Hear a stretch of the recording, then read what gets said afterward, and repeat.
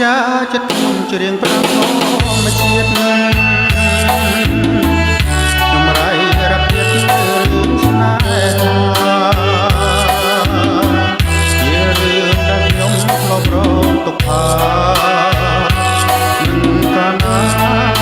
ចិន្តាសុខាអំពើទឹកភ្នែកខ្ញុំហូរចន្ទចូលដួងចិត្ត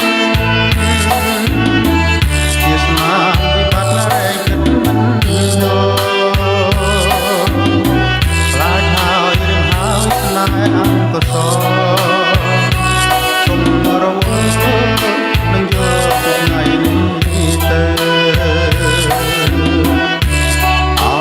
ធម្មជាតិអើយលងឆ្លើ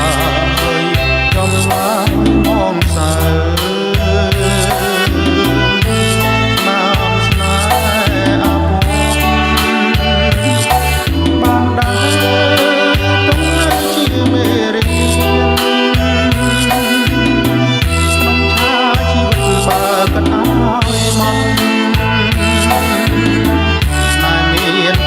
จากนงเพียนตัวแต่จะบุ้งสร้างพัวสลัดเทียนที่วิญญาณสงสารทางโบราณ